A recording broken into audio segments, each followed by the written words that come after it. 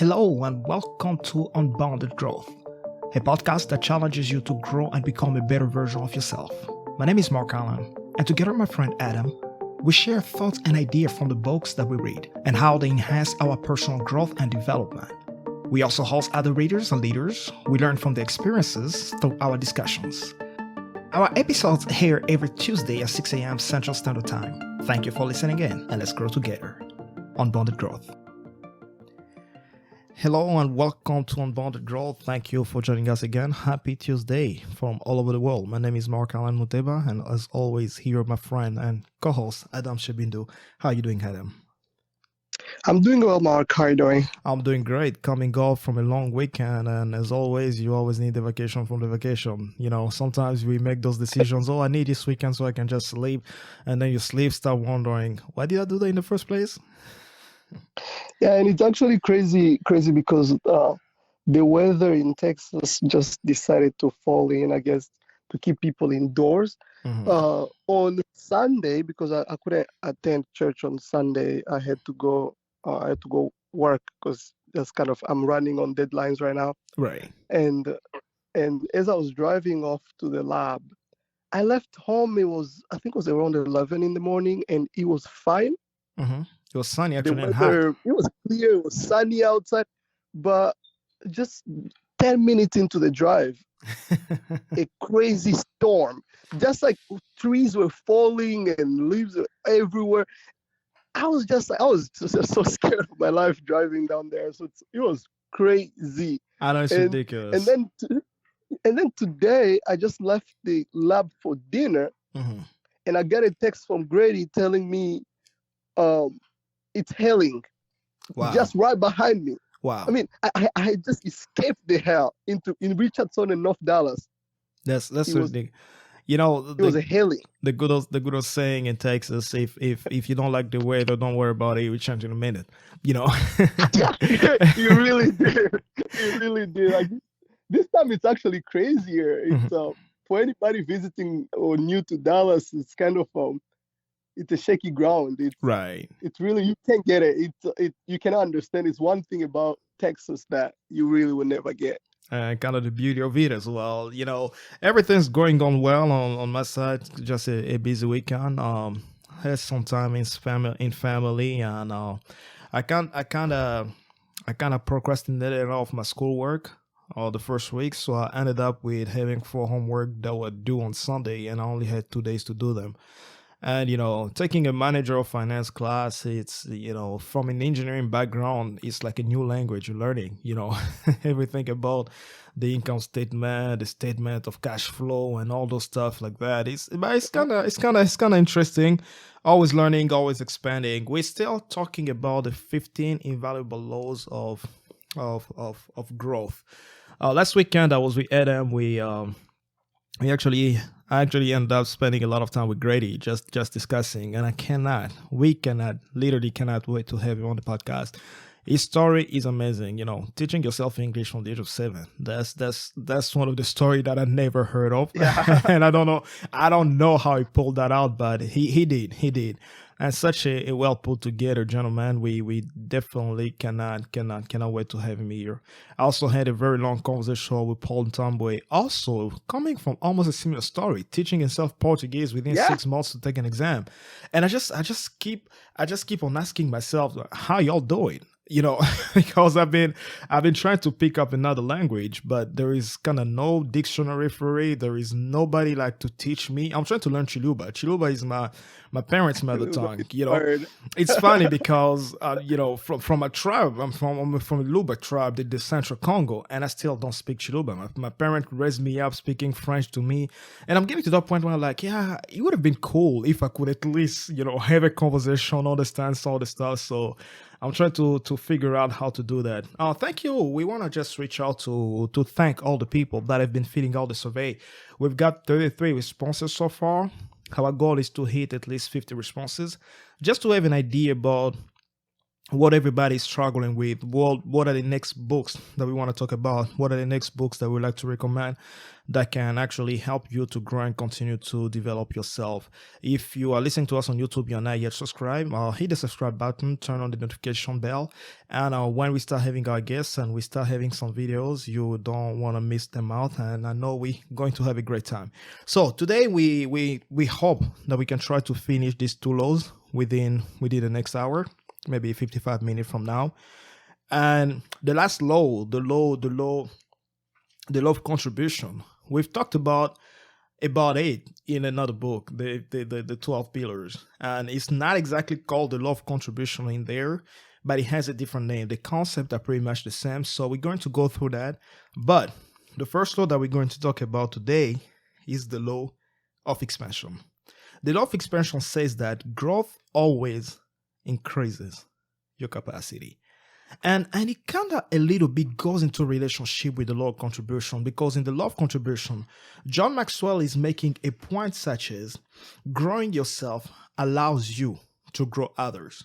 So the law of expansion tells you that your growth will always increase your capacity.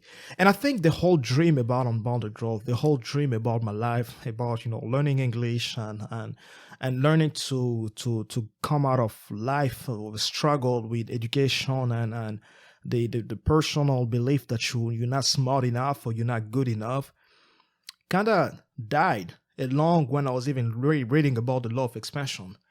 Understanding that the more you grow yourself, the more you develop yourself, the more you have the ability and the capacity to do other things. John Maxwell opens up this law by talking about this book, If You're Not Broke, Break It. He said the potential that exists within us is limitless and largely untapped. When you think of limit, you create them. And that was said actually by Robert Krijol and Louis Patel, where they're talking about, and I think we talked about this before, most of the times, the brain, the way the brain works, is that most of what you think about, your brain translates that into action. And sometimes it goes into your subconscious and you wonder, why is it that I'm doing this stuff that I do not want to do? Simply because they've dwelled long enough in your brain. And Adam, we talked about this before, talking about the law of atomic habits by James Clear, where it even says to create new habits, you need to go by changing your identity. I was listening to Simon Sinek the other day, where he gave a very good perspective. Simon Sinek is, I think by the time his life is said and done, he's probably going to be remembered as one of the greatest philosophers that have been in our era. He thinks a lot in terms of philosophy, and he gave this example. He said that our brain are not designed to accept negativity. And then he gives this example that I've given before and I've heard it before, but I never thought about it that way. He says, okay, I'll teach you something. He say, okay, try hard, Adam, try hard. Do not think about an elephant. What is the first thing your brain does? Your brain will picture a whole elephant. Exactly. And he was explaining about even how to educate children. He said, don't tell children, do not eat in your room, because your brain does not think in terms of negativity. It doesn't think about negative stuff. In order for your brain to learn, you need to feed it with positive messages. So instead of telling your kid, do not eat in the bedroom, tell him, eat in the living room. It's the same statement pretty much, but coming from two different perspectives and just the way we paint the world and the way we look at the world. So most of the limits that we have, and I like when this introduction itself to the law is already teaching us lots. Most of the limits that we have in our head, it's created by the ideas that we have. But before we go further into this law, Adam, you're a very energetic, positive person. As a matter of fact, if someone does not know you personally, they think you never have a problem, or they think you never have any difficulties, or you never have any challenges. What do you do to keep up with a positive attitude? Maintaining a positive attitude is a choice, actually. And it's actually interesting because I've been talking to a few friends lately about this. The Bible says that who, by only their worries, can even add a centimeter to their height or a tiny little piece to their life. And I just understand that there is no point of being negative, and there is no point of always complaining, and there is no point of always, and that's just like the type of things that I grew up just in. And as I've always shared about the way I was raised and the way I grew up. Right. I grew up in a family that you can call more or less, in today's terms, I guess, a privileged family, where anything that you could have, you have it. And anything that you need, we got everything we needed. We did not get everything we wanted. That's something about my dad that was so special about the way he raised us. He had the money, he had the power, he had everything. But something the biggest lesson that I got from there, and that affect or impact my positivity, is the fact that I know I have.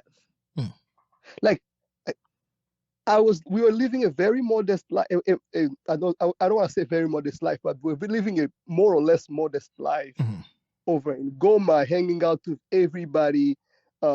Kids in the neighborhood. The guy you're hanging out with, some people who did not even eat since yesterday. But you're spending time with them. I've lived and spent time with people who live in complete poverty. And I spent so much time with them and learn from them and just kind of be their friends and be in that experience. Right. And my dad would let us be there. And sometimes it felt like really this guy doesn't love us, or this guy just doesn't want to give us everything we want. But we also had this firm assurance in our heart that we could afford it, we could have it. Like other kids who are at the same level as my dad, who have like cell phones, they will be going, Europe for the vacation or all of that stuff. We didn't do any of that. But we had this firm assurance that we could have it. If you can, and if you want to, I mean, if dad wants to, you could eventually attain it. We could have it. Like, we had the potential, and that's actually the next thing that I'm going to go into here. We knew of the potential. We knew of the dad's capacity to do things. We just knew that we could have it, so we did not envy it. And that's how I've lived my entire life, knowing that if it's money, I know I can get it. If it's power, if it's the ability to do something, or I don't get me very worried. And I've created such an environment around me of these people that I can rely on in times of like difficulties. And like, for example, right now, my research, like it's at a crazy time. But I had friends like, and I think I'm gonna just kind of give a quick shout out to a few friends that have been really really supportive. I have my friend Grace, and she's been just very helpful for a lot of things. And she will send you a text like, hey, I'm praying for you, I'm praying for those chips to work today, I'm praying for a device to come through, and stuff. And I have my friend Amy that I just told you that just invited me to dinner. I was like, hey, how's your day today? Like, hey, you wanna grab dinner? On me. I'm like, oh, okay, let's go. And stuff like that. And so just having that type of an environment, knowing that I have people around me that are praying for me, that are doing the best they can in such a way that I can be fine and my life can just be what it is, that I can rely on them. So I don't really get worried. If I'm like, okay, I'm in trouble, I'm in financial trouble, I know who is that friend that I can reach out to and that can alleviate the situation until I can figure things out. So anything just around me for me, I feel like just God has taken care of so much that I never felt like I actually need to worry. And that's actually crazy, because it's a positive, it's a good thing, and then it can also be a bad thing. Right. Because it can fast become unfiltered optimism in such a way that you have a firm assurance that things gonna just be fine, and then you don't get enough preparation to make sure that To those just things make sure actually that, gonna yeah. be right. Mhm. Yes. So that's one of the things that's challenged me a lot. That's one of the things that my positivity actually has to fight against. Against the fact that, okay, I'm here right now, my research is not going, my stuff are tough, but I have this peace within me that is just telling me that by October 12th, when I'm going to that conference, I'm going to have a full presentation on, and I'm going to have everything done, even if I have to get the data on the 11th of October. And yeah, and it's just that sometimes it creates a certain laziness, but sometimes it also becomes a very powerful thing. So to just kind of summarize, because I said so many things, the few things that just give me a positive attitude. First is the environments that I have. First is my faith in God, as I said. Right. My faith in God. The fact that the Bible said, like, who by his worry. And the Bible also is saying that God doesn't have the project of misfortune for us. He has project of prosperity. Those are things where I stand on. That's one. The second thing that's actually helped is the way I was raised, knowing that the potential is great, is there, we can access it. The third one is the environment in which I live and the type of friends I've developed, the type of network I have around me that contribute a fuel into my positivity. No, I think there are two, maybe in the three things that you say, there are two of them that we can control. One of them, eventually, there's nothing you can do about if you didn't have the privilege to being raised in an environment that supported you or created that type of environment for where you're raising positivity, not only thinking about the negative stuff or thinking about the things that you did not have instead of appreciating the little things that you had. But the two that are very important that we can control today is your environment. Where are you? What type of friends do you hang around with? If you struggle a lot with that type of negativity in your life, where you only see the problems, you only see you see the problem in every solution. There's those type of people that see every time you find a solution, they see a problem in that solution. Or maybe what type of people surround you. And I think we've talked about this before, the importance of making sure that your surroundings, the people that you spend time with, shape you in a certain manner because they have some type of influence on you. The other thing is your faith. And I know some of us have faith in God and some of us do not. Some of us believe are Christians and some of us are not. Some of us are Muslim and some of us are not. Whether you believe whether God exists or it does not, that's not a question here. But the truth is, it's been proven even scientifically, psychologically, that people who believe in a higher power, a power that's higher than themselves, actually have a more positive attitude toward life than people who do not. So it's also important to be conscious of the fact that life is not just about you. There are things that are much bigger than you. As a matter of fact, the earth is a few thousand, if not million times bigger than you. The ocean is a lot bigger than you. The universe itself is a lot bigger than you. So sometimes taking the focus off of you and thinking in something that is a little bit bigger than you can actually help you to develop a positive attitude. All right. And I know we have more time. Go ahead. Yeah. And just to go back now to the law of expansion here with John Maxwell, there's something that he mentions here that is very critical, that is very important. Is the expansion is the capability to grow and to become bigger, to keep going, and that's usually what expansion is. So if you expand your company, that's mean like you are reaching more heights, you are reaching more market, and so on. If you want to expand your life, it just means that you are consistently growing. Right. And one thing that he put here is, or something that I always thought about here, my dad. No, my dad is just a very interesting guy. My dad he thinks. My dad believes he's God. He's a God, basically. Right. And I don't blame him. I also feel that way. He called me the other day on Saturday when just right before he came to visit me, Marc-Alain, I was on the phone with him. Yeah. And he was literally repeating me those 10 sentences that he's God. And he's God how? And now, based on the logic, is because of the potential that you have access to. There are research actually, and John Maxwell mentioned about that research that we only exploit in a lifetime, we exploit just about 10% of our 10% of potential. potential, yeah. Yeah. So if you're and I think talented that about that's not to be confused with the fact that people say we only use 10% of our brain. That's not very scientifically proved. No, that's very different. Potential that's very true. and the Potential brain is definitely brain, yeah. two different stories. Yeah. Mm-hmm. It's two different stories. Mm-hmm. But let's say your potential is to be a musician, to play guitar and so on. You can even be one of the top people, but you've just used 10% of it. You still have so much in you that you can develop from and that you can actually accomplish. And it becomes, so imagine you have about 90% of your potential that you haven't touched. Of potential that you haven't touched, that you haven't even looking at.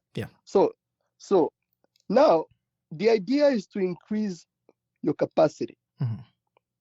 When it comes to the law of expansion, you need to look at different tools, and we're going to be diving into those tools here in a little bit, on how do you now increase that, how do you tap into the potential? How do you push your limits, push your capabilities? As my dad say, how do you explore the fact that you are God with capability to create, capability to answer questions, capability to exploit anything that you can actually put your mind on.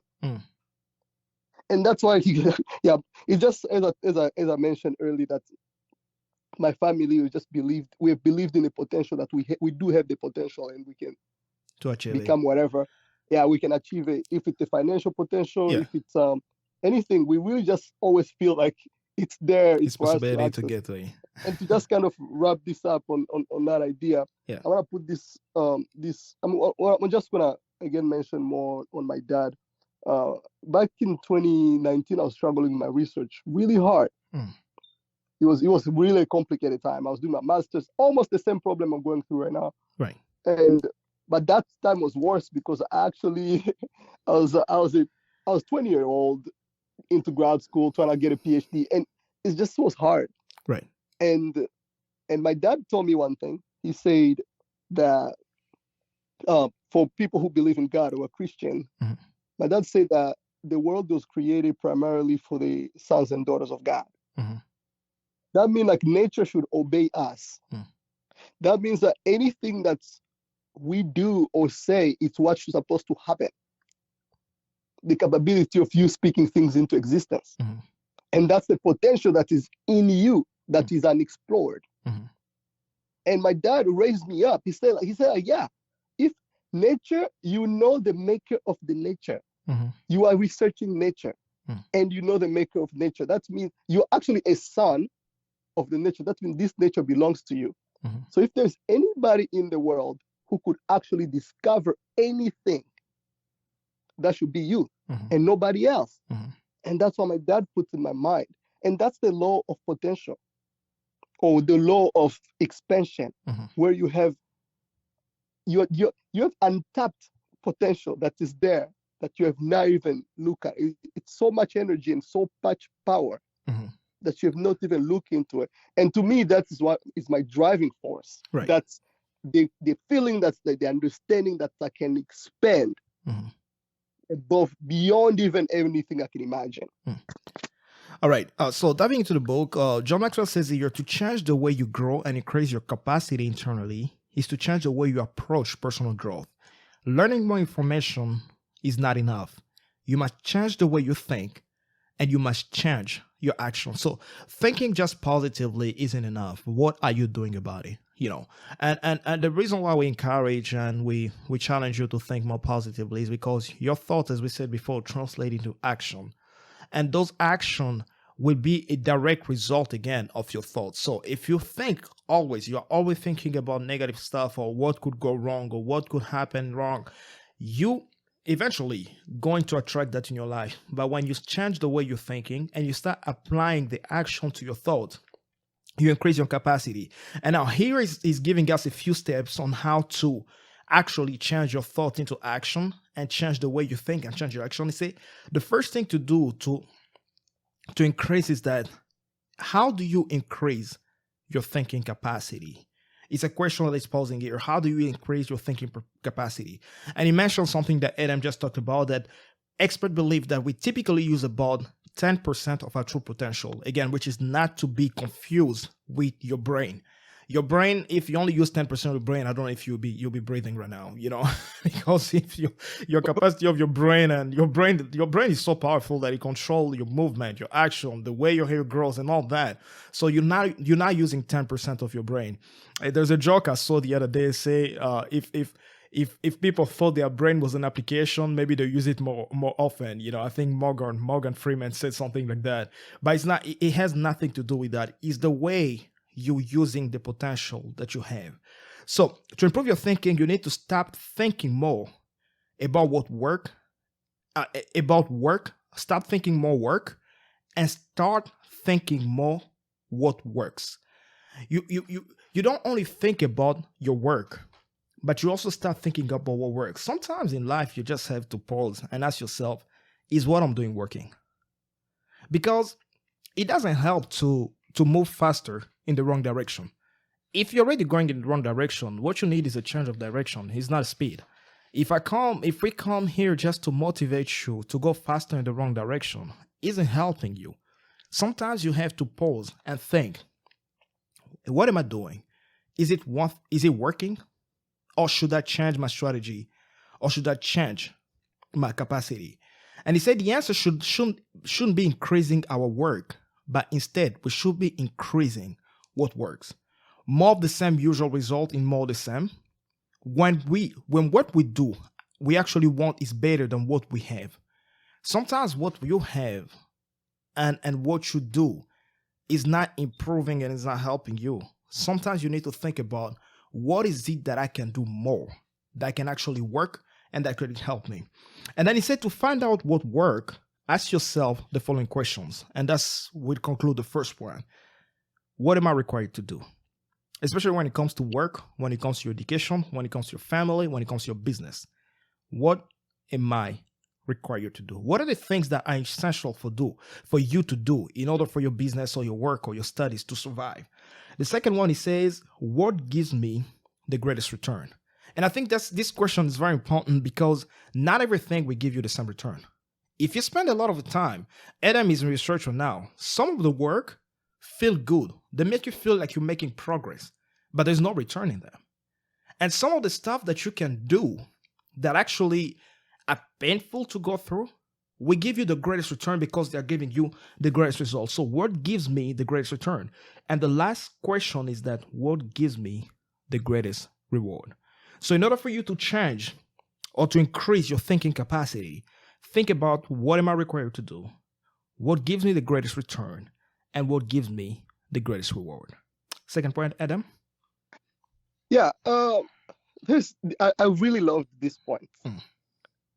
Because it tapped so strongly, and I'm gonna be just turning around so much on the idea of potential on this, because the potential is so important. Because you cannot grow, you cannot see all the laws that we have gone through. You cannot really go through them unless you believe in your potential to get things done. Unless you believe that you still have more into you and more heights to be reached. He says, stop thinking, can I? And start thinking, how can I? How can I set you into a motion, into action? How can I gives you step by step? And kind of it removes the doubt.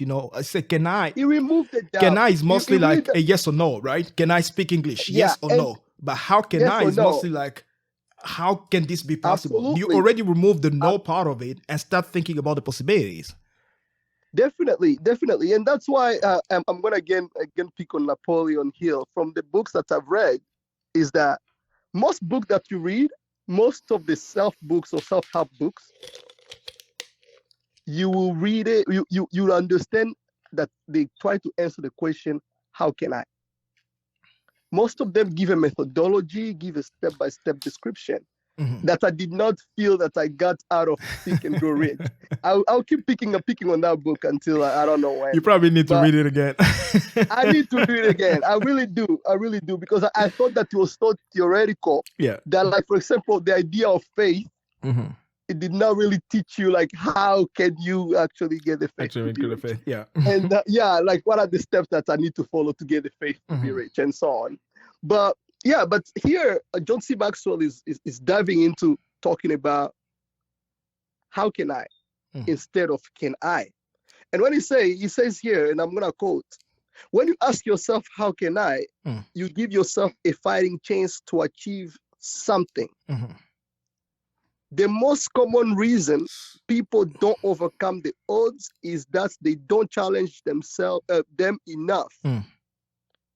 They don't test their limits. They don't push their capacity. How can I assume there is a way? You just need to find it. And that's probably the most important part, is that you need to find that possibility or that ability in you to be able to push beyond your limits. And this kind of just circles down into the field that I'm in. Right.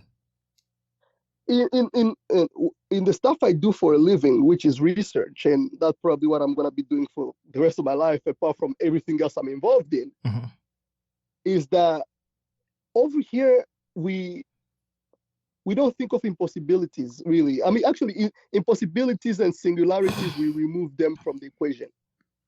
If it's something that, okay, your head gonna be down and your feet's gonna be up, we completely remove that as long as you are on the surface of the earth. Right. So we remove that part on our studies. We remove anything that is not physically sound. That means you won't be, let's say, dumb. Right. You ask reasonable questions, and then you start asking this question of how can I? Right. What are the steps that I can follow? What are the algorithms that I can write? What is the protocol? Right. That I can create and follow in a step-by-step manner? What is the methodology? And when you ask questions about methodology, you come up with a solution all the time that's giving you number one, number two, number three. Is like the book I'm writing on problem solving based on cooking, where I'm talking about what are the steps that you should follow. 1, 2, 3. Even the book that I'm going to start writing, I mean, I already started writing it, but it's just kind of like I'm trying to finish the first one before I can dive down into the second one. Yeah. So that's one also, it's a more methodology book. It's like, how do I start my personal development journey? Where do I go? Where do I start? And that one also, it's a methodology. Is how can I? Although it's a question of answering, how can I? And I think that's very crucial to understand the how can I. A little bit into my personal story, even growing up, and I'm never ashamed to tell this story because I wasn't a genius in school. I was not that kid that you look up to, like he have the answers to all the problems growing up. And the problem with that is that you get to a point where you start thinking that I'm dumb or I'm not intelligent enough, especially like in the system back home where you have the first of the class, the second. Here's a little bit more different. You know, you have people who have a GPA of 4.9, you have people who have a GPA of 3.5. Doesn't make one better than the other. You know, it's just the way things are. But back home, it was a little bit different. And I grew up into that fear. But when I started realizing that it wasn't a function, succeeding in school is not a function of intelligence. As a matter of fact, everybody's in school. You are smart enough to be in there. If you are not smart enough to be in there, you'll probably be in a psychiatric hospital or doing some of that nature. The question is, what can you do to improve yourself? How can you achieve it? And by the time you start asking yourself that question, that's when I started discovering my way of learning. Lecture alone weren't cutting it for me. Just sitting in class and listening to a professor explain something, I was having very hard time focusing in school.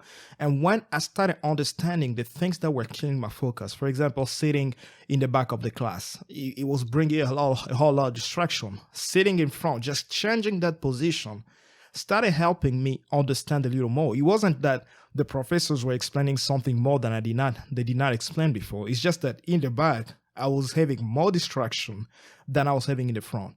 And all those changes and everything that ever happened in my life after that came from the fact that I started asking myself the question, how can I be better? How can I be a better student? How can I be a better speaker? How can I be a better person? How can I be a better child, a better basketball player? Asking myself all those questions. So, as Adam said, when you ask yourself, how can I? You're thinking in terms of methodology. You're thinking in terms of like 1, 2, 3. One of the things that I've noticed already in the survey, Adam and I were looking at it the other day. A lot of people are talking about time management. It's not the question you should not. The question you should ask yourself is not, can I manage my time better? Because it's a bipolar question. You get 2 answers. It's yes or no. But when you start asking yourself, how can I manage my time better? Then you provoke your mind into thinking. And I want to finish up this point here by reading this little extract that I got from here, talking about skepticism. It said that your skepticism, which you presume is based on rational thinking and objective assessment of factual data about yourself, is rooted in mental junk. Your doubts are not a product of accurate thinking, but habitual thinking. You're not doubting yourself because it's accurate. As we said before, your brain only interprets the things that you put into it. I love what one man said.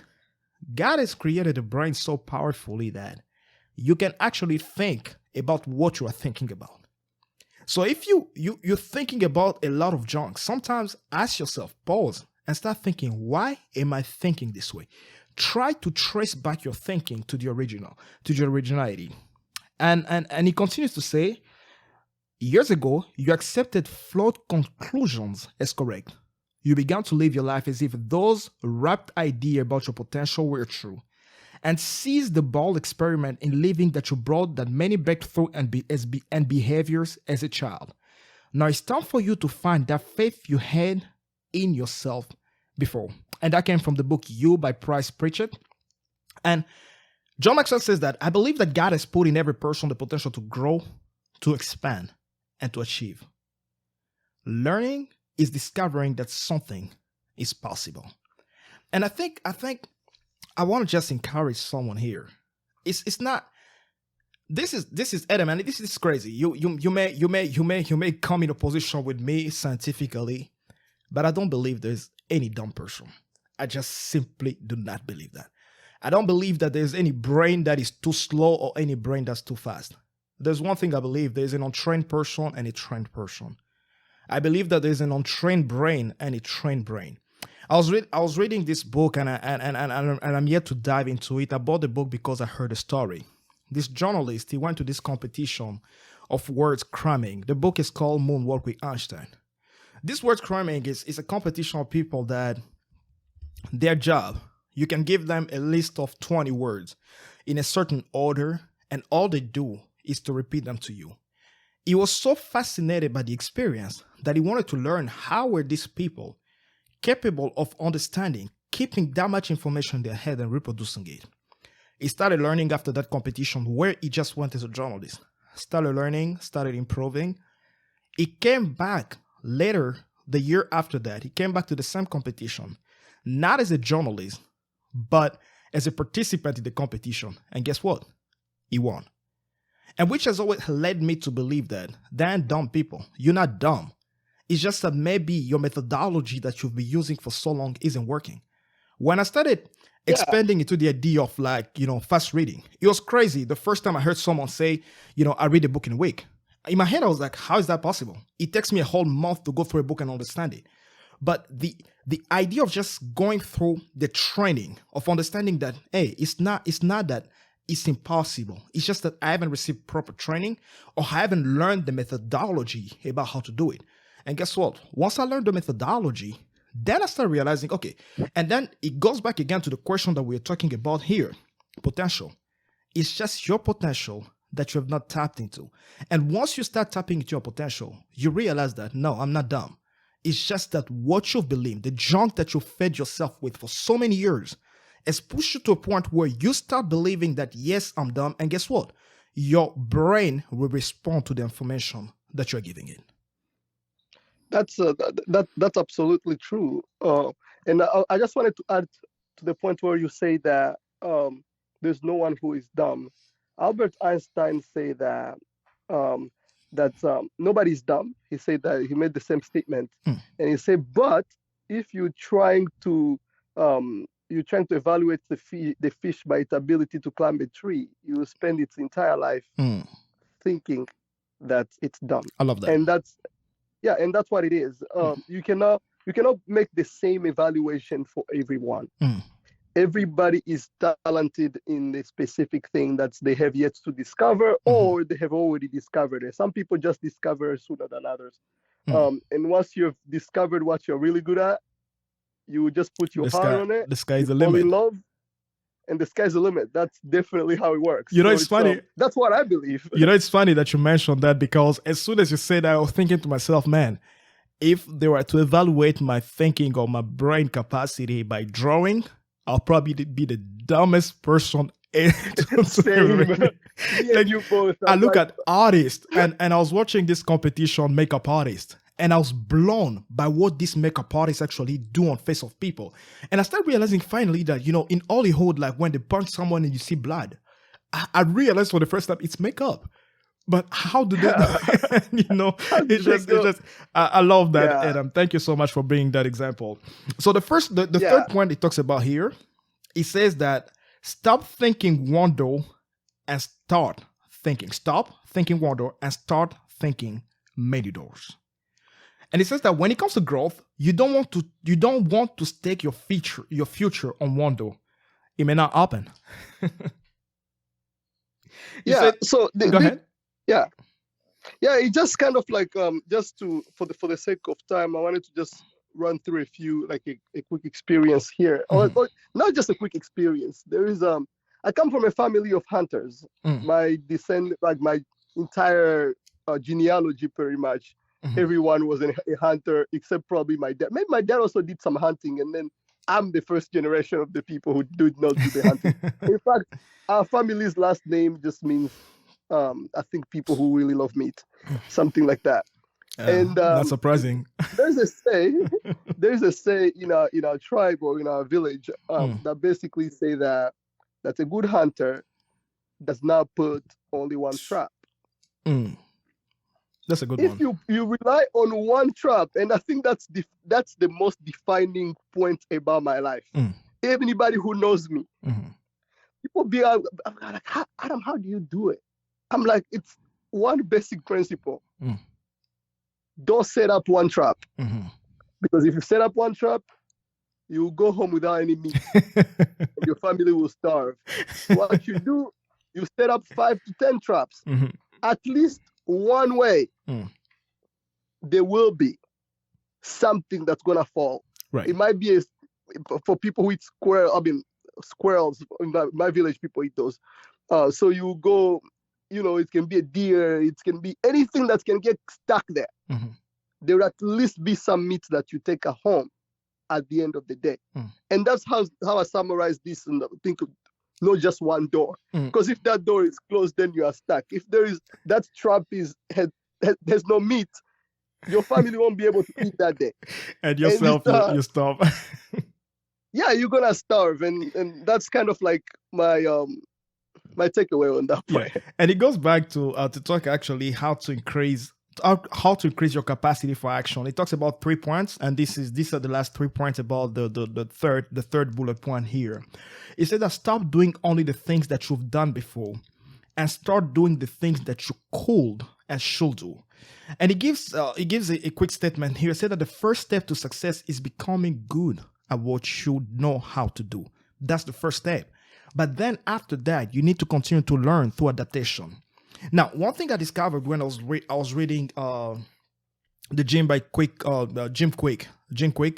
I even forgot the title of the book. But anyways, it's his most famous book. If I just look on my shelf while there, I could find it. But Jim Quick says that it's proven that the more things you learn, the more neural pathways we create in our brain.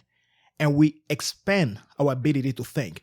And Jim Quick gives this example, which I would like to suggest to everybody to try. It's actually fun. Try to do something that you've never done before. It actually pushes you toward action on things that you've never done before. So the first things that Jim Quick suggested, said, learn to do something with your opposite hand. And it's funny. I started learning how to brush my teeth with my left hand. I was never able to do it. It's crazy, Adam. I kid you not. It's crazy because the first time you try it, you feel stupid. You're literally going, or it's like the first time you're learning how to brush your teeth. And guess what? 2 weeks later, now I only brush my teeth with my left hand, which is something. It's actually funny. It's actually funny. I tried something like that. My dentist, when I went to the dentist, after cleaning my teeth, my dentist asked me, like, where do you chew? I say I only chew on the right side. That's the only thing that makes sense. Now she told me to start chewing on the left side. Actually, I couldn't do it. I'm sorry. I think if I go back there, she'll be so disappointed in me. I know, right? So it just feels so weird. It does feel weird. But then, it's funny because once you achieve something like that, it's something minute, something very small. But then you start thinking about, man, if I can learn how to brush my teeth with the opposite hand, I can also read a book in a week. I can learn how to do that. And I think that actually encouraged me to do it. The second thing I suggest here, say, learn a new instrument. If you don't play an instrument, I picked up the guitar from scratch. I didn't know how to play the guitar. Adam started playing the keyboard out of nowhere. And it's just fun ways to challenge yourself. And once you are successful at it, it actually gives you confidence. And then the two other things, he said, learn a new skill, something that you've not been able to do before, and learn a new language.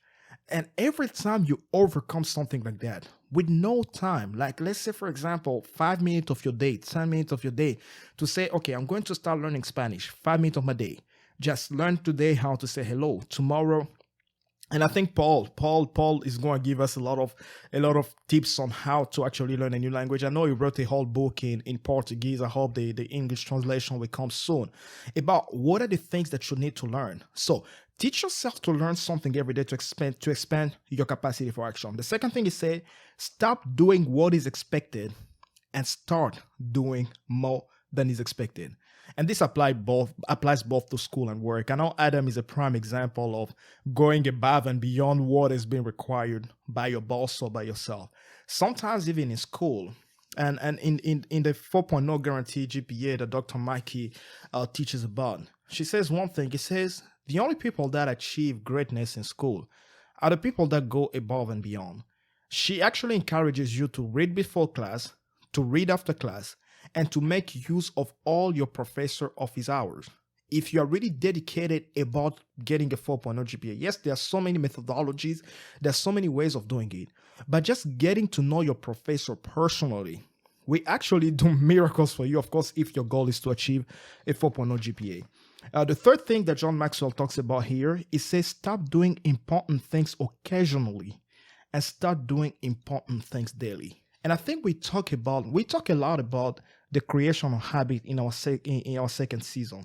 And even some of the guests that we're going to have, we think about how do you create good habits and how do you persist those habits? Because creating a good habit is great, but if you only do it once, I started jumping rope, but if you only do it once a week, it's not going to cut it. How do you stay consistent into the new habits that you create? He said that this is where I believe it's important to develop daily habits and routine.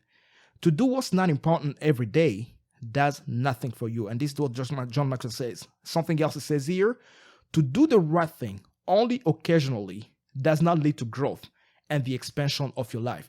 And I think that's where a lot of us really get into, It's like, I don't know, BJ Fogg was actually talking about this in his book, Tiny Habit. He said the problem with motivation, and I know Adam, motivational speakers, I know they're not your friends, but the problem with motivation, you go on YouTube and they tell you how, for example, to start meditating. And you find this guru, and this is exactly the example he gave. He said this guru is Indian, he's been doing this for the last 20 years. He can sit down, focus for 45 minutes without losing concentration. And he tells you that you can do it too. And then It says here are a few problems. The first one is that you're not a guru. That's the first problem. The second one, you don't have the experience. So once you try to do that experience and it doesn't work for you, your motivation drops and you get discouraged. Now, how do you go about doing those things that you can only do occasionally? You do them daily. It's by breaking them into small chunk of habits and implementing them in the things that you already do. The last quote that John Maxwell gives here before finishing up with this law of expansion, it says that the greatest of all miracles is that we need not to be tomorrow what we are today, but we can improve if we make use of all the potentials that God has implanted in us. And that's Samuel M. Silver that said it. The greatest of all miracles. And I was telling Adam and Grady when we met up last week a joke. In my school, because I was studying so much, people started telling me that if we could only study as much as Marc-Alain does, we'll all be Einstein in this class. And I started getting it as a joke. I didn't care. I didn't mind. I was just studying as much just to be as everybody, at least to get some decent points as everybody was doing. But to me, it was a great miracle because every day I was improving. Every day, to me, I was not the person I was yesterday. And until today, that's one thing that drives me and that even drives us here at Unbounded Growth. We want you to be tomorrow what you're not today. If Adam today can publish one paper and I'm going to pick on him, I want him next year to publish 19 papers. That number is so precise. 19 papers.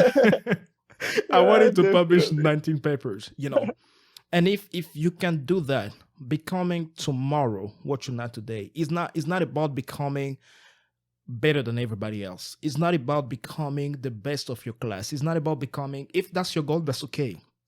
It's not about becoming the best of your company. If that's your goal, that's okay. But if you're in sales, for example, and you could only make a sale of five products this week, try to do 10 next week. Try to do 15. Try to do 20. And eventually, as you improve yourself, you will grow and become better than everybody else who's not improving himself or who are not improving themselves. So get to a point where live the miracle of becoming a better you tomorrow than you are today. And yeah, and I think that's a big summary of the law of expansion. You put it really well, and I would like to just jump into the law of contribution here. And this we probably won't spend a lot of time here because we have discussed this law in the 12 pillars already. Yeah, where we talked about leaving a legacy. The law of legacy. Yeah, there's a lot of it's a lot of similarity from there to here. But I'm just gonna go straight to a few striking points. So when he said the law of contribution, growing yourself enables you to grow others. If you are not doing something with your life, it doesn't matter how long it is. No kidding. It doesn't matter how long you're here if you're not living a legacy. Or one of my biggest prayer that I always pray to God is that I always think to myself, like the day of my death, what will be said about me? What are the fruits that will my life give? And I always pray that, and I think I posted this, it's on a lot of my stuff on my social media, pretty much everything, is that I want that's the people who gonna be following after my footstep, be following the footstep of service to other people, be following those footsteps of reliability, the type of friend that you can rely on a 4 a.m. phone call. And I want that type of format, that type of person who is looking for justice for other people. So those type of things, those type of values and character that I've been pushing for. And there's one thing that's actually hit me strongly here in the book. Yeah.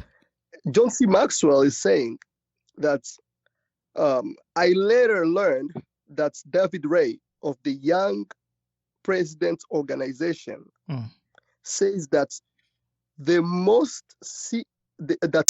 CEOs are less afraid of dying than they are of not making a contribution to their world. So my feelings are evidently not unusual. And that's, he was talking about his story of him worrying. When he had a heart attack. Less about his death, but more about his contribution. This defines my life choices, and I'm just gonna make it directly personal before we keep going. It defined my life choices. It defined why I do what I'm doing. If you compare, if you Google the salaries of people with PhDs, is definitely, in 4 years, it's definitely less than people who have master's degree. If you have I always recommend all my friends to not go for PhD, because over here, we are overworked and underpaid. For a master's degree, you can go ahead and get an amazing job. In less time, you are making 6 figures. You are making 200K. You are making 300K. 4 years of experience with a master's degree. And if you are a person who is into personal growth, you should be making it to about 250K. And maybe you're going to keep expanding, or maybe start your own organization, because you do have the skills and now and the time to do that. Right.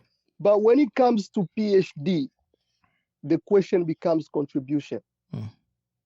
The question becomes contribution. It's exploring your entire potential to contribute to the world and other people's lives. Yes. So you decide, you dedicate your life, of course you will live a comfortable life. There's no professor begging for bread anywhere, or there's no researchers. Unless you are like from a very developing country and it's really like everybody's struggling. I was about to say, unless you're from the Congo. Yeah, unless you're from the Congo. But when it comes to, when you're doing a PhD and you're doing like full research here, and you are bringing those publications, sometimes the publications feel like a drop in the ocean, because there are like millions of publications coming every year, but yours also is counted on there. Right. And one of the most satisfying thing and rewarding thing that I've seen is somebody citing my work. And I get a notification that somebody has cited your work. Those are the satisfaction, the contribution that we are making to the scientific world, the contribution we are making for the next generation, is what get us going. It's why we do what we do. And just the idea, that's, I fear more not contributing. I fear more not publishing my work. I fear more not giving my presentation than I fear getting into a car accident and dying. And it's kind of, it's something I question myself all the time with. And that's how kind of I see when he talks about the law of contribution. That's my personal experience with the law of contribution. The law of contribution is very powerful, and Adam, thank you so much for sharing that. And my young brother Zeph is running a podcast in French called Journey Podcast, and he's been talking about lessons of a lifetime. And the way he approached it, he was talking about the life of our late dad, and the many things that he said on how dad was living his life have actually taught me a lot of things on the law of contribution. We grew up with a dad who, lived up in so many positions in society, being director, president of so many companies. But one thing I never realized until he started talking about it is that he never lost his sense of humility. He was always with people, and he knew why he was doing it. And that is also kind of translated a little bit into me, and transferred into me, and helping me to understand that it's not about the things that you do. It's not about how rich you become. It's about what type of contribution you are giving to the world. Benjamin Franklin said that I'd rather have it said he lived usefully than he died rich. Yes, great to die rich, but what are the contributions that you brought here? John Maxwell recommends that we should be rivers and not reservoir. Reservoir is something that keeps everything that comes into it. This personal growth and personal development can only be for you if you want to. You learn how to be a better speaker. You learn how to do things in a better way. But if you're not passing any of what you're learning onto the next generation, you are simply much being a reservoir instead of being instead of being a river. Let's learn to be a river. The things that you learn, find someone else who can benefit from them. Always hold the hand of someone, whether you're a PhD student, a researcher, whether you're just a high school professor, which I believe is one of the most noble jobs, being a professor, educating and forming the habits in this little in the younger generation. Let's learn to give a little more to others. Another statement that struck me here is by Jim Carter that said, I have one life and one chance to make it count for something. My faith demands that I do whatever I can, whenever I am, wherever I am, whenever I can, for as long as I can, with whatever I have to try to make a difference. What is the type of difference that you're making into the world? John Maxwell recommends that we be grateful. There's no success without sacrifice. If we succeed without sacrifice, then it's because someone who went before us made the sacrifice. If you sacrifice and don't see success, then someone who follows will reap the success of your sacrifice. And I think that can be said a lot about PhD research and all the researchers that are out there in the world, but also about our parents that sometimes we do take for granted and not understanding the amount of sacrifices they've made for us to be where we are, and the people that have come before us, the community of great people that created the internet. Learning to be grateful. John Maxwell says again, to leave a good legacy, we need to put other people first. Treating others well does not only benefit people, it also helps us navigate life better, puts us in a place where we can learn from others. John Washington said, how far you go in life depends on on your being tender with the young, compassionate with the aged, sympathetic with the striving, and tolerant of the weak and strong. Because someday in life, you will have been all of those things. You'll be young, you'll be old. You'll be strong, and you'll be weak. Do not live your life of leadership in a selfish manner. And John Maxwell even gives this example about how he started leading people. He was so selfish. It was all about my vision. It's about my company. It's about my student. It's about my life. It's about me, me, me, me. A life of contribution thinks more of others. What is it that I'm doing for others?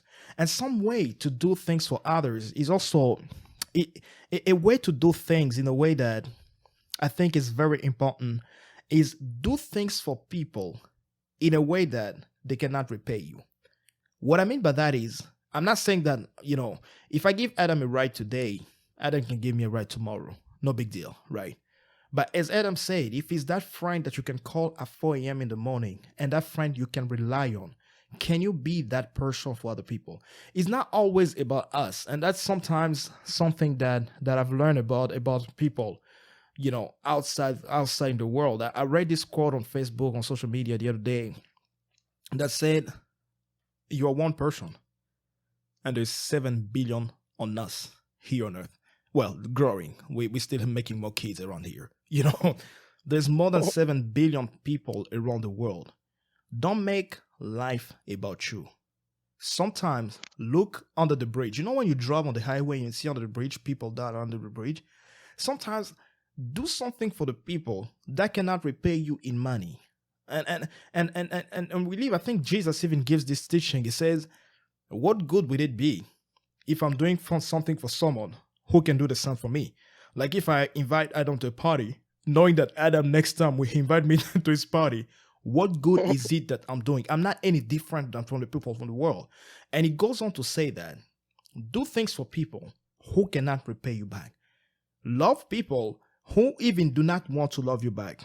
And the third point that he makes here that really struck me, the third and the fourth, and I would like really to talk about the fourth one. The third one, he says, do not let things on you. And I think that's very important. Especially, we live in a very materialistic world. And sometimes we become owned by the things that we own. You go buy this amazing vehicle and all of a sudden, sometimes you may start thinking, oh, I am better than X, Y, and Z because of this thing that I own. And the way we think about the things that we own can become even detrimental to our personal relationship, to our personal growth, and for people of faith. can even become detrimental to your faith, because everything that happens to what you own start affecting you directly. I think there is even a scripture that says that do not focus on the things of the earth, not put your treasure, do not invest your treasure in the things of the earth where rot and stuff like that can get to them. Because every time you focus, you put all your attention on the things you own. Have you ever seen people that are fighting because someone scratched their car? Or people that are fighting because someone dropped their watch? I've seen even parents that beat up their kids simply because they dropped an iPhone 13. Bro, an iPhone 13 is relevant today. In 5 years, it won't be. So let's not focus on the things that we own becoming to own us. And the fourth point, which I think, and Adam, we get back to you in a second. The fourth point which it gives here, do not let people own you. And this goes a lot in even the relationship between mentors and mentee. When people do things for you, make sure you're being a contributor in their lives. Don't let, you see, when my parents always taught us one thing. The hand that gives, 9 out of 10, is always on top of the hand that receives. Do you know the reason why so many African countries are underdeveloped today? Because of the donation. A lot of the donations that we receive have created the ownership mentality in the people that are giving us donations. There is never a free donation. I mean, not never is a strong word, but 9 out of 10, 50% of the time, there's never a free donation. So the way you make sure that people do not own you, be a contributor in their lives as much as they're a contributor in your life. Whether it's someone who's really decided to take you under their wings and mentor you, don't be a burden. Be a person that can contribute in their lives. Whether it's a friend that is always taking you out to restaurant and always paying the addition, sometimes try to pay the addition too. Try to take them out. Try to give them something. Because when people start owning you, then they start controlling you. Then they start pushing you. And sometimes you may find yourself compromising your own values simply because of the respect and the honor. And Adam brought it up the best way last week, the cult of personality, where you start like worshiping someone because of the things that he's doing for you. Never put yourself in a position where the things that you own are starting to own you, or where the people that you're relating to are starting to also own you because of the things that they're doing for you. Yeah, and just to complete the way you said it, and you said it really greatly, there is something that John C. Maxwell mentioned here. He's talking about being grateful. Just be grateful. And there is a quote that I think I also posted on my social media when I was reading this book. He said, well, when you were born, you already owed your mother for 9 months of room and board. No kidding. So, you have to be grateful for just when you were born. So, people say like, yeah, I don't owe nothing to anyone. Or I'm a self-made person. No, you do. Yeah, you do. Or at least your mother. You, before even you were born, you already owed something to someone. And he's continuing to just mention, he said, there is no success without sacrifice. If we succeed without sacrifice, then it is because someone who went before us made the sacrifice. If you sacrifice and don't see success, then someone who follows will reap success from your sacrifice. That is something that you have to think about deeply here. And it's something that resonates on my mind all the time. Sometimes you feel like whatever it is that you're doing is not having any impact. You feel like you're being worthless. You feel like your life, you are just living. But remember one thing, that's the sacrifice you're making today, maybe not directly you, maybe your child or someone's child going to be reaping from it. And this can go as simple as your job. Let's say you are a cashier at Walmart. You are making the sacrifice to sell the product or to do anything at the basic level. You are contributing to other people's success. You are going to work every day. That's why I'm so much against the system that reward people not to work, or that reward people for being at home while not being sick or not having any issue whatsoever with their life. They're just getting paid to be at home. Because you are not really contributing. You are not making, you are not making a contribution. You are not making the sacrifice that other people can live off of. You just want to be the effect, to receive the consequences of everybody's work. Sacrifice before you. Yeah, and there is no gain or there is no victory in such a thing. And the other thing that's a few other things that I'm gonna mention here, that he said define success as sowing and not reaping. This is so important over here. In French, these words are just so powerful than even in English, because in French, kind of the vocabulary that is used here is called semence. It's like, it's a seed, like sowing. You define success by sowing, and this goes to teachers, educators, parents. When you're feeling like you're worthless, or you before you do something crazy about your life, because let's say you are you're receiving a less pay, like the smallest pay. The teachers are no the highly paid people, but there is such a great satisfaction, or there is such a great satisfaction, if I can say, in the contribution that you are making to the world. And your success should be defined by that. My dad put it clearly in this one episode. I think I mentioned my dad a lot because he has had a lot of impact. My dad was speaking one day my dad is in the army, and he was speaking one day to his fellow military people, and he made a statement. He said that apart from Jesus Christ, the only other person that is ready to lay down his life for other people is a soldier. Apart from Jesus Christ, only soldiers could do that. So success in this case is measured by how much you sow. And he's saying, John Maxwell says, after sowing, there is a period of time when it looks like nothing is happening. All the growth is below the surface. People often don't recognize that, nor have they anticipated it and planned for it. They become impatient and they give up. And that's the danger here. Because when you are sowing, the grain has to, if the Bible says it, the grain has to die. It has to die. It has to be decomposed. So life can come out of it.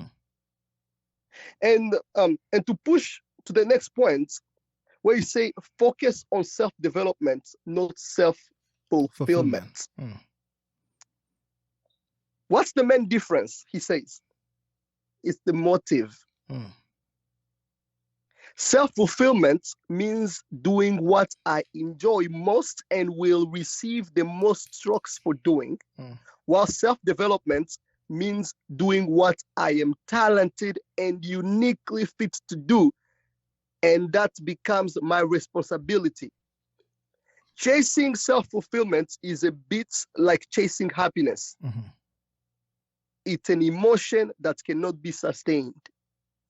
It relies too much on circumstances.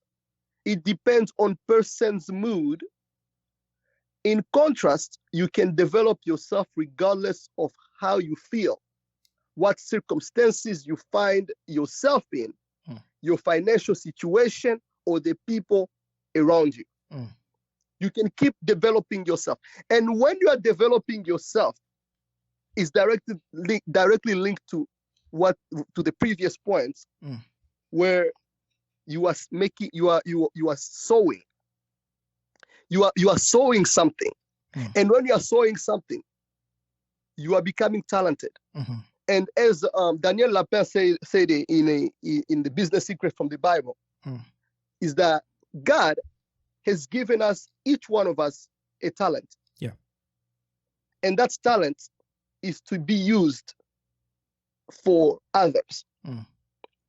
And I'm going to touch a very controversial debate in a lot of Christian homes or in a lot of Christian churches, where you hear a lot that women belong to the kitchen.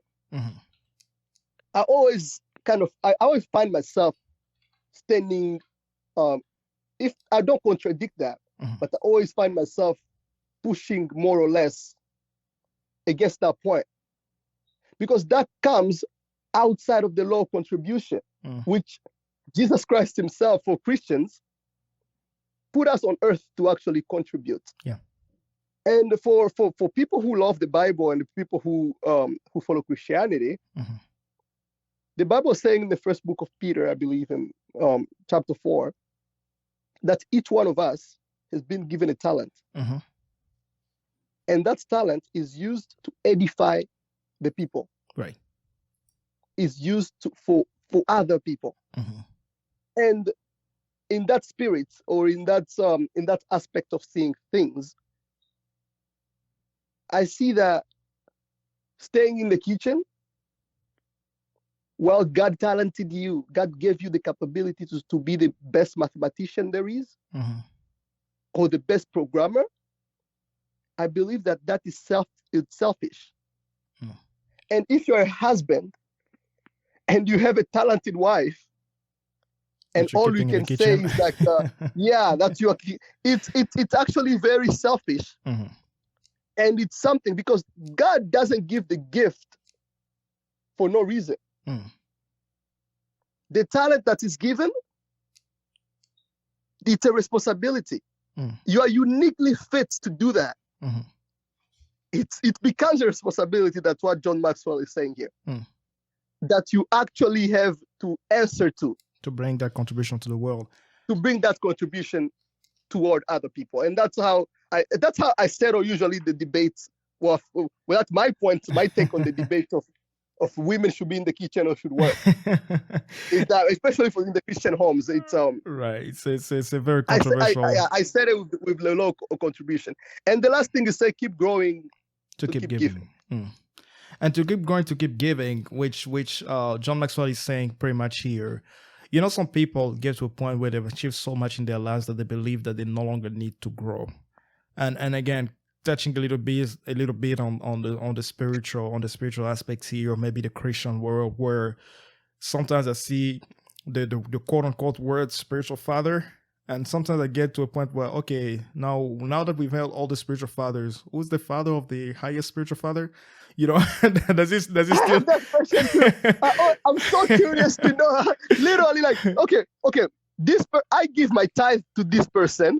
Okay, now who's that person give their tithe to? Exactly. What about him? It's a very, I know we don't want to go too Christian on you here, but my point is, whatever stage you are in your life, are you still learning from someone? Or are you still learning from people? Because John Maxwell says here, we need to keep growing to keep giving, to an extent where if we are no longer growing and people can no longer receive from us, they catch up with us. We've put up everything that we had in them, and now they know everything that we know. Why should they keep coming to us? Why should they? What else can we give to the world? So in order for us to keep giving, we need to keep growing consistently in everything that you do, whether it's your work, whether it's your family as a father, whether it's your marriage, or whether you're just growing, you want to become an author. You need to improve your skills every day. Find whatever it is that you want to grow in and improve your skill. John Maxwell concludes this by saying that nobody wants to learn from a has-been. What kind of contribution can we make if we get to this point? I want to give until I've given all I have. To do what, I must keep growing until I can grow no more. And that pretty much concludes this book. Reminds me of the story of my father that I've told before. When he was 69 years old, living here in America, Dad told me he wanted to go back to school to get his master's degree. In my head, the only question I could ask myself, what in the world are you going to do with a master's degree at 69? because I thought more in terms of work. I thought more in terms of his ability to go back to the workforce and do what he wanted to do. But I never thought in terms of what contribution can he leave to the world, and what type of contribution will you and I leave to this world. John Maxwell finished this by telling an amazing story about Jim Rohn. Y'all know Jim Rohn. We talked about Jim Rohn in our very first episode, The 12 Pillars. He says that the greatest gift you can give to someone is your own personal development. The low contribution is growing yourself until you can grow no more. And the only time you stop growing is when you are taken up, is when you die. And as Adam asked at the beginning of this love contribution, what kind of legacy are you going to leave? If your life was to end today, some people died very young, and they still left a lot of contribution to this world, things that we are grateful for. Some people died very old, and not even their own family benefited for their years here on earth. What is the world going to benefit from the life that you live here? We're not talking about the world, the whole world, or the whole 50 states of the United States, or the 137 countries. Sometimes just the people around you. Today, in a few years, in 10 years from today, we may not know Adam's dad. We may not even know his name. We may not even remember who he is. We may not even know what he looks like.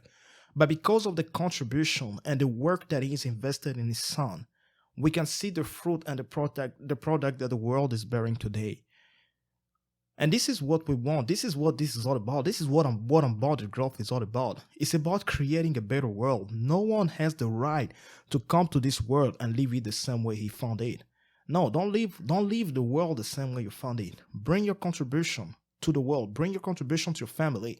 Bring your contribution to your company. Bring your contribution to every single department of life that you touch.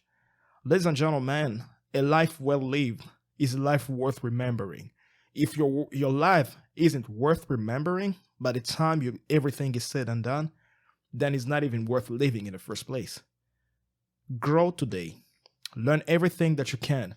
Ladies and gentlemen, we'll be talking about the 15 invaluable laws of growth. This is our final episode on this book. It's been a very long book, and I know midway we were thinking about doing a book a week when we started, and we realized that we just didn't want to brush over this book, give you the 5 tips that John Maxwell talked about. We wanted to go in depth in this book, understand a little more about what this podcast is all about. Eventually, we have some episodes, some video casts where we can just talk about a book briefly in 10-15 minutes to give you an idea about it. But then we continue with this series where we go in depth into the book, try to understand what is the book about and what are the lessons that we can learn about. Next episode will be our very final episode. It's a surprise. We're not going to talk about the seven rules of money. That's not a book you want to go in with. You're gonna go through within an episode. It's just impossible. 7 simple rules, but they can transform and change your life. I read the book 7 years ago. Now that I'm reading it again in a different season of my life, now that I have a wife, I have a son. When I read it, I was just fresh in college, just starting with college. It helped me all those years in college to stay out of debt and manage my money. But now that I'm in a different season of my life and I'm rereading the same laws, I'm learning a whole lot of new things. So we're going to post that book to our second season where we can talk about it in depth. We're going to have some guests, some of our friends that are really into the financial business, help you a little bit about how to manage your money, make sure that you don't go into debt and you don't die broke. And then, by the way, do not die and leave the burden of the financial to your family, please. Just make sure as much as you can. I know it's something that we cannot predict. You cannot predict that. But the only way that we can predict that is by doing the things that are necessary today so that tomorrow you're not dying and leaving to your kid the legacy of too much debt. You're not dying and leaving to your family the legacy of too much things that they have to worry about. Let them just worry about putting you to the ground and grieving you in peace, not in debt, And we talk about how we can achieve that. If you live in a country like America, there are a lot of strategies on how you can achieve that. If you live in a different country, we can look at the laws and we can learn about the system there, but we need to learn how to manage our financial better. And then the other thing that we also noticed, as I was mentioning before, with the survey that we've been running, time management. I know a lot of y'all are struggling with time management. Sometimes we also do struggle with time management. So we're going to talk about some books on time management, on how we can manage our time better, how we can create new habits in our second season. But next next Tuesday, we talk a little bit more about the second season. And remember that after this first season, we take about a 3 weeks break. So it'll be 3 Wednesdays without having unbounded growth, not at least any fresh episode. We probably replace some of the old episodes and probably some of the moments that we captured us from the first episode. We want to thank you again for all the time that you've invested in this and always listening to us. I heard the news about this lady in Kenya. She's called Tom. Shout out to you. Thank you for always tuning in on Tuesday and always reaching out to us. We appreciate the work that you're putting in there, and we can't wait to hear your story either. With that being said, anything, Adam? Oh, that's all. What I want to say is just keep contributing, keep growing so you can contribute to other people's life. Growth is not selfish. Growing is sharing. And I think we say that every week when we post on Instagram. That's growing is sharing. If you do like this episode, share it with somebody else you care about that you think that can help them with. Growing is sharing. Growing is contributing to other people's growth as well. And that's the law of contribution. And remember, we are always here to inspire your growth and raise the leader within you. We can't wait to see you next Tuesday for the rest of the week. May God bless you. Bye-bye.